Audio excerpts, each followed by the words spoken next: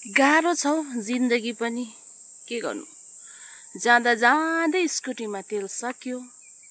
अब पर्खिरहेछु के गर्नु। यस्तै छ जिन्दगी, कभी खुसी कभी गम।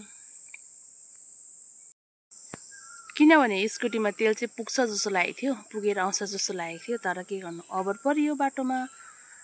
तर मैले फोन गरेको छु, मलाई दादाले ल्याइदिनु हुँदैछ। के गर्नु यस्तो घाममा टेङ टेङ घाममा बसिरहेछु। अब कति बेला आउनुहुन्छ त्यति बेला आएर चाहिँ म जानेछु। तपाईहरु चाहिँ म जस्तो अभर नपर्नुहोस् है। तेल अलिक छ पुग्छ भन्ने चाहिँ तपाईँ नबस्नुहोस् है। बरु पर्खेर अलिकति ढिलो होस् तपाईले लगाएर जानुहोस्। किनभने म जस्तो अभर चाहिँ कहिले नपर्नुहोस्। किनभने मैले सोचेको थिएँ अब पुग्छ होला गएर आउँदा चाहिँ भन्ने सोचेँ, तर चाहिँ यसरी म बाटोमा यसरी अभर परिरहेछु। यहाँ बसिरहेछु, म यहाँ जङ्गल बिचमा छु। स्कुटीमा तेल पनि आइपुग्यो, बुढोले ल्याइदिनु भयो तेल ल्याइदिनु भएर पनि जानुहुन्छ दादा चाहिँ। धन्यवाद छ तपाईलाई पनि एकदम।